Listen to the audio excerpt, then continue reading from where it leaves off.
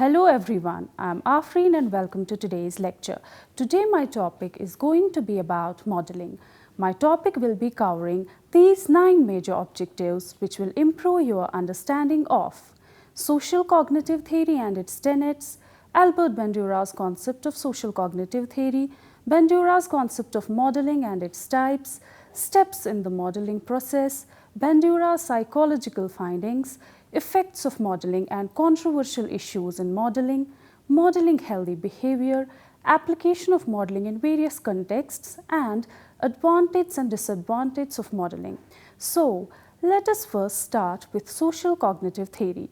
The core tenets of social cognitive theory are that people learn by observing what others do, and that human thought processes are essential to comprehending personality.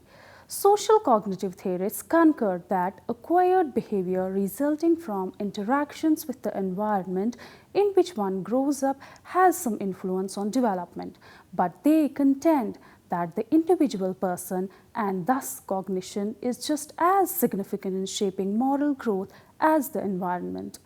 According to social cognitive theory, environmental, behavioral, and cognitive factors constantly interact to determine behavior. It emphasizes the notion that people learn by observing others. People's interactions with their surroundings, other people's conduct, and their own cognitive processes, among other things, all play a major role in how their personalities evolve. These 3 variables are all reciprocal. They are not constant or independent. For instance, any action observed can alter a person's perspective, which is cognition. Similarly, the environment in which one is raised may influence later behaviors, just as a father's mindset, also cognition, will determine the environment in which his children are raised. Now, we'll talk about the main tenets of social cognitive theory. On precisely what distinguishes social learning theory from social cognitive theory, experts disagree. However, social cognitive theory can be defined generally using the following tenets. Vicarious learning is the practice of learning by observing others. Although learning can alter behavior, people often fail to put what they have learned into practice. The decision of an individual is based on the anticipated or actual effects of the relevant action. People are more likely to imitate activities that they can relate within others. The more similarities or emotional connections there are between the observer and the model, the more likely it is that the observer will pick up on the model's lessons. Additionally, a learner's capacity for learning is closely correlated with their level of self-efficacy. A fundamental belief in one's capacity to accomplish a task is known as self-efficacy. A person would be far more successful in changing their behavior if they had the belief that they could. Let us now discuss Albert Bandura's concept of social cognitive theory. The foundation of Bandura's social learning theory of personality is the idea that most human behavior is learned, and that learning principles are sufficient to explain how behavior develops and persists over time. This idea places a strong emphasis on the value of observing, modeling, and emulating the actions, attitudes, and feelings of others. The interaction of environmental and cognitive influences on human cognition and behavior is taken into account by the social learning theory. Albert Bandura is possibly the most renowned psychologist in the field of study. His social cognitive theory has had an impact on a wide range of fields of study, including psychology, health sciences, education, and social policy. Humans are the actors or managers of their own learning, according to the social cognitive theory, which emphasizes that observational learning is not only a simple process of imitation. Human beings are the agents or managers of their own behaviors. Based on this idea, Bandura has identified several concepts critical for learning. Here are a few examples. The first one is human agency. Human agency is the idea that learners consciously chose to invest in learning and modify their behavior. Agency's primary characteristic is its ability to initiate actions for certain ends. Personal proxy and collective agency are the three types of human agency identified by social cognitive theory. Second one is self-regulation. Self-regulation is the act of controlling one's own thoughts, feelings and behaviors in order to achieve one's own objectives. Self-monitoring, judgmental and self-reactive influences are three psychological subfunctions that, in Bandura's view, are key to self-regulation. And the third one is self-efficacy. Self-efficacy is essential to the process of self-regulation. It has to do with a person's confidence in their ability to successfully influence events or actions in their lives. These assumptions are predicated on the person believing they have the necessary cognitive capabilities, drive, and resources to finish the activity. The four principal informational sources that influence learners' self-efficacy are vicarious or observational experiences, social persuasions, physiological and psychological states, and inactive mastery experiences. Now we'll elaborate upon Bandura's concept of modeling. Modeling is learning that takes place as a result of observing another person carry out an activity. It is the technique of behavior modification proposed by Albert Bandura. It is relatively simple and is designed to assist people in learning new behavior patterns. It is based on the principle of observational learning.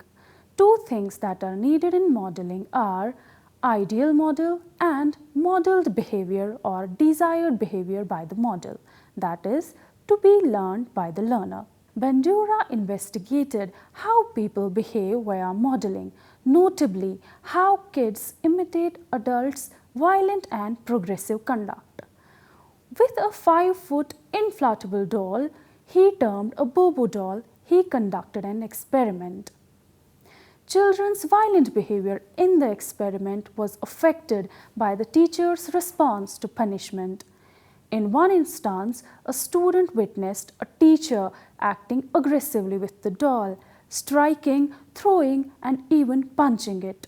The kids' responses to the teacher's actions fell into two categories.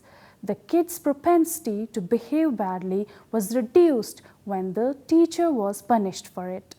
The kids emulated the teacher's actions and even her speech when she was complimented or ignored and not reprimanded for it. They yelled, stomped, and hit the doll. We see and learn, and this learning can have pro-social as well as anti-social implications according to Bandura. Socially acceptable behavior can be promoted by using pro-social or positive models. On this process, he identified three basic models of observational learning.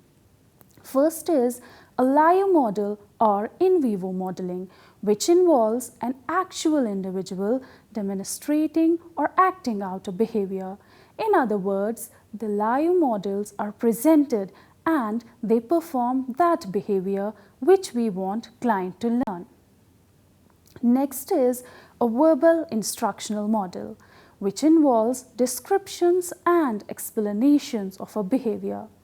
A verbal instructional model does not perform the behavior, but instead explains or describes the behavior, as when a soccer coach tells his young players to kick the ball with the side of the foot, not with the toe.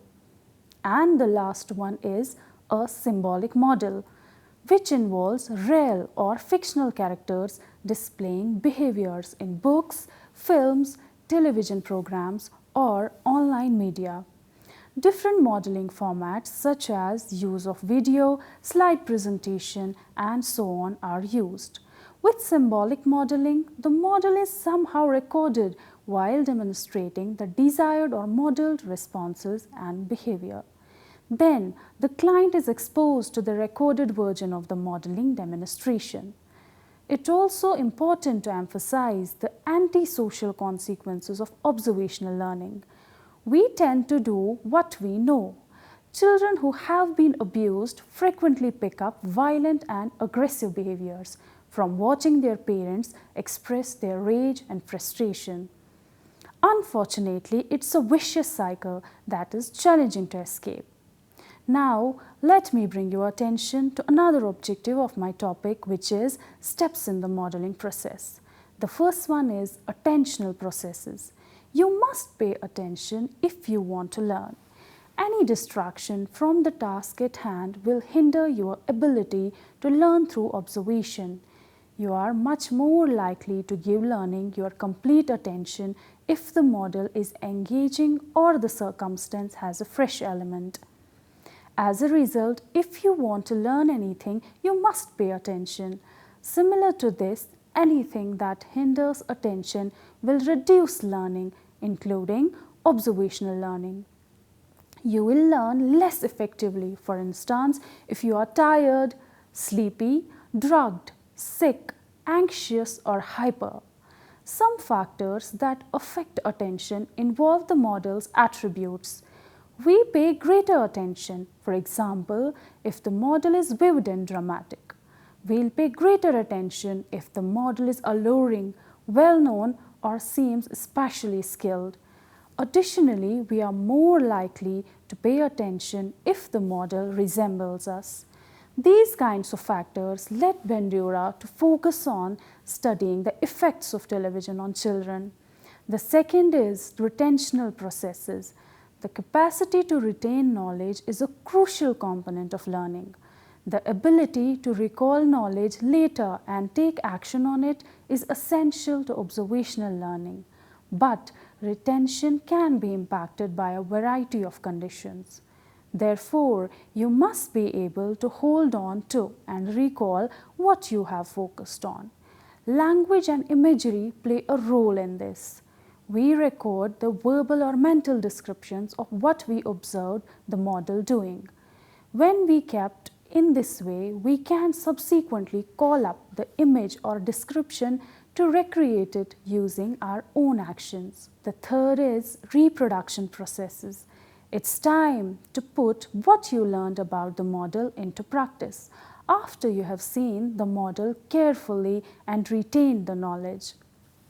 A learned behavior that is practiced more results in improvement and skill development. You have to translate the depictions or descriptions into actual behavior through the reproduction methods. Therefore, you must be able to mimic the conduct in the first place. Another crucial fact regarding reproduction is that we become better at imitating the actions required with practice. Additionally, it has been discovered that even when we only visualize ourselves performing, our skills advance. For instance, many athletes visualize their performance before they really perform. The fourth one is motivational processes. Despite all of this, you still won't act unless you are inspired to mimic. That is, until you have a motivation to do so. Therefore, you must be driven to copy the modeled behavior in order for observational learning to take place and be successful. Punishment and reinforcement are significant factors in motivation.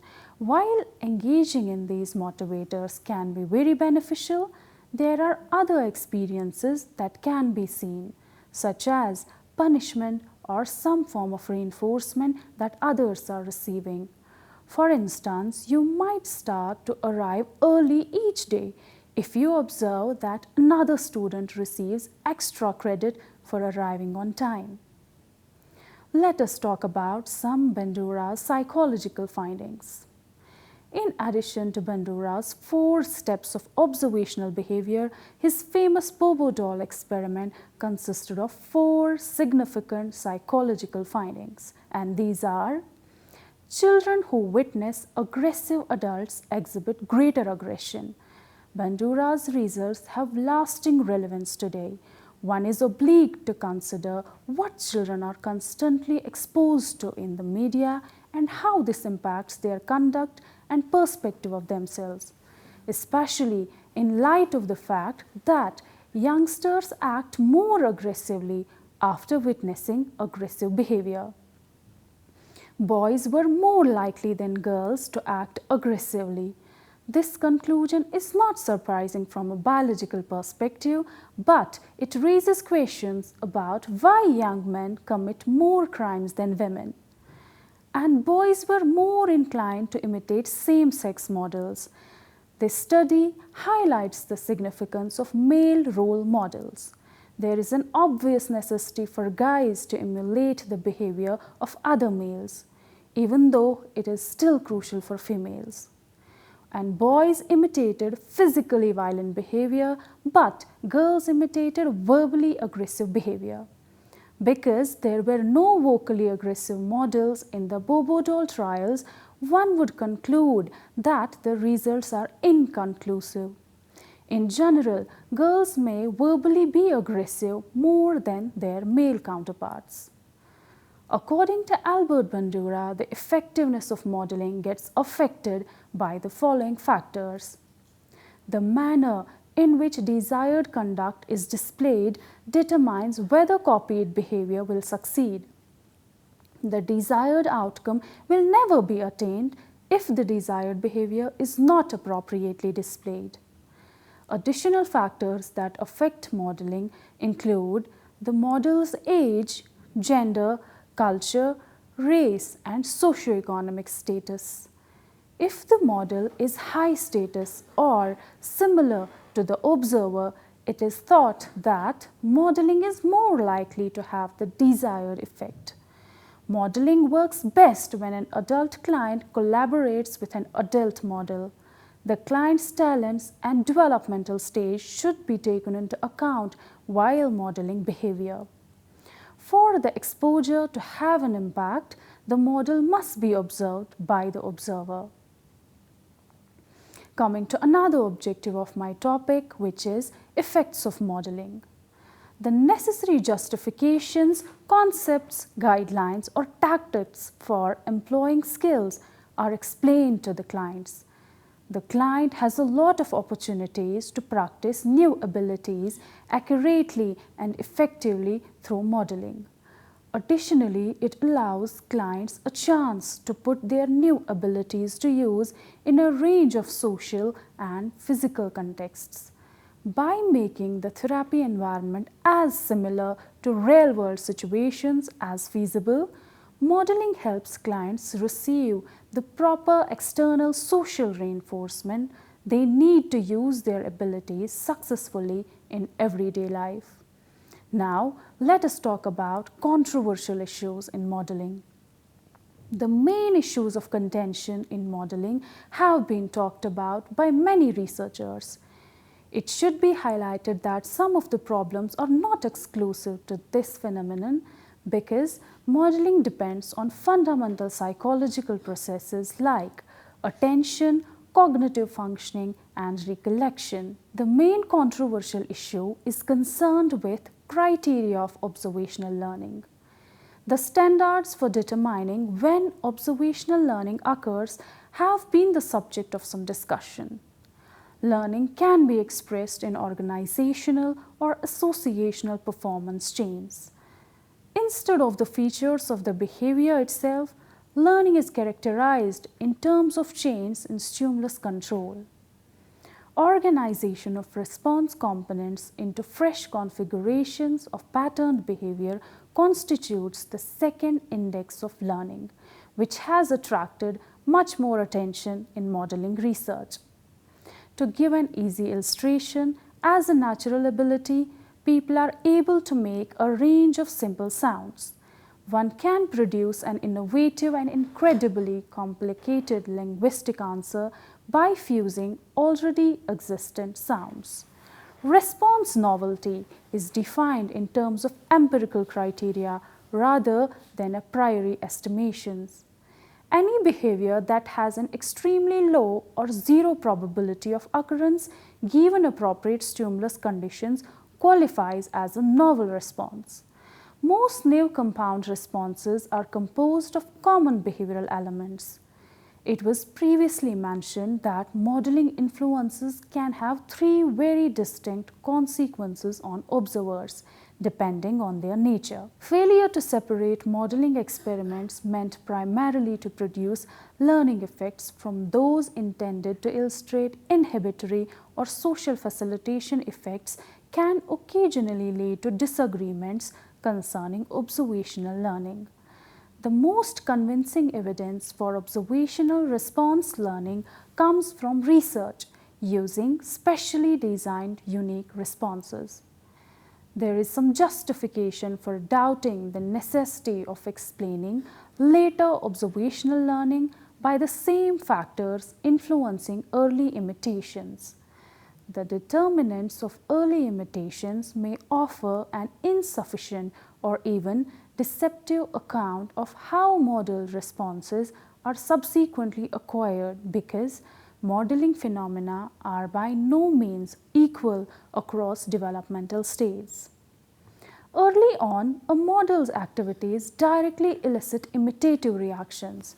But as people age, matching behavior is often carried out long after exposure to modeling stimuli and without the presence of the model. Since the behavior is externally driven by the model's performance, immediate imitation does not require significant symbolic functioning. On the other hand, delayed imitation requires that the modeled events that are absent be internally represented in symbolic form. As a result, covert rehearsal and organizational processes that promote long-term retention of learned materials emerge as significant factors in the development of observational learning. There is little doubt that encouraging young infants to imitate other people's gestures, vocalizations, and social reactions will improve their inclination to do so. However, early intermittent reinforcement of matching answers in no way explains why those who vocally code the external behavioral events for memory representation instead of simply using them as modeling stimuli do better at learning and remembering the modeled responses. In these circumstances, cognitive processes rather than prior reinforcement history explain for variances in modeling. Exposure to modeled performances frequently fails to cause observers' behavior to match. Imitative behavior can take on many different shapes because it is characterized in terms of how closely it resembles a modeled pattern as opposed to as a particular collection of actions. Therefore, it is unclear what an imitative repertoire which suggests a certain set of items would stand for. They might not have the necessary elements, or they might be capable of performing the intended action but not want to. Grossly retarded children who had not shown matching behavior despite being aggressively pushed to do so imitated every modeled response in an experiment conducted by Bandura and Barab. When rewards were modified and a familiar person exhibited the behavior. These results, along with the prior data, show that it is important to exercise caution when attributing inadequacies in imitation performance to impairments in imitation learning. Moving forward to another objective of my topic, which is modeling healthy behavior. To change unhealthy habits, observation and subsequent modeling might be useful strategies. For instance, in one study, high school students were more inclined to donate blood themselves after witnessing others do so. In modeling, similarity is a key principle. People are inclined to engage in risky behaviors if they believe they are similar to those individuals. But if they believe they are similar to those individuals who refrain from engaging in risky behaviors, they may alter their conduct. For instance, a swimmer might deny a friend's offer of a cigarette because he believes that the majority of excellent swimmers do not smoke. Modeling healthy behavior can also change behavior. A child is more likely to smoke if their parents smoke and less likely to start exercising if they see their parents lounging on the couch and watching TV. According to research, adolescents are more likely to eat breakfast if their parents do and to eat for consolation or other emotional reasons if their parents do the same. In an intervention study, modeling was specifically employed to alter children's eating habits. Children with a history of food refusal were given video footage of food dudes, older kids who happily consumed food that had been refused in this set of studies. The results showed that exposure to the food dudes significantly changed the children's food preferences and specifically increased their consumption of fruit and vegetables as the participants modeled their behavior on that of the food dudes in the video. Problem-focused interventions can assist people in creating a plan for change. However, bringing about change can still be challenging, especially when a person lacks the abilities or self-assurance to handle the demands of change. Learning abilities by observing others practice them is a method for overcoming these deficiencies called as vicarious learning. According to Bandura's social learning theory from 1977, there are a number of straightforward techniques that can be used to improve both skills and self-efficacy, including active persuasion, watching others perform relevant tasks, and practicing tasks as part of a graded program of skill development. Several factors can affect how successful learning from others' observations is. However, the best learning and self-efficacy gains may typically be made by watching learners who are similar to them succeed in pertinent tasks. This may be further aided by the application of what Bandura termed coping models, in which people being observed exhibit a behavior or skill without making the observer feel unskilled or incapable of learning it. When teaching complex abilities, the model's gradual acquisition of those skills may have an impact on learner behavior. Let us now discuss application of modeling in various contexts. Modeling has also been utilized successfully in abuse situations and anger management when key behavioral skills are typically lacking. It is helpful in treating individuals with anxiety disorders, post-traumatic stress disorder, specific phobias, obsessive-compulsive disorder, eating disorders, attention deficit hyperactivity disorder, and conduct disorder. It is also frequently used to assist people in developing social skills like assertiveness or public speaking. Modeling is used to treat those who lack assertiveness, especially the capacity to say no. Now we'll conclude this topic with advantages and disadvantages of modeling. Let us talk about advantages first. First advantage is cost-effective. Modeling is cost-effective because demonstration of a skill requires minimal cost of resources.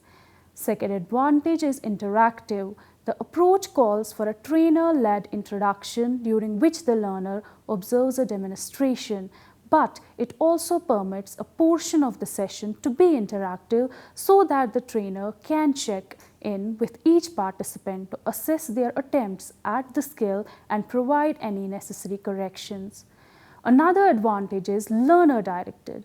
Similar to the interactive advantage, the learner practicing the skill takes up the majority of the training time. As there is a lot of room for participation and questions, this lets the learner control how the session is structured. The student has the chance to cooperate, talk with the instructor about their learning, and interact with their peers. Some of the disadvantages of modeling are: the first one is loss of creativity. The training approach gives the learner one example of how to carry out a skill. This works well for developing a skill with strict guidelines such one could find in a scientific or math lecture, but it may limit the freedom of thought and creativity in other contexts. You restrict the learner by permitting completion by adhering to one set of predefined tasks rather than allowing them to finish a task using their own ingenuity. Next is expertise. The trainer must get the technique down perfectly in order to get good outcomes with this strategy. The trainer has the chance to teach the learner a skill by demonstrating it.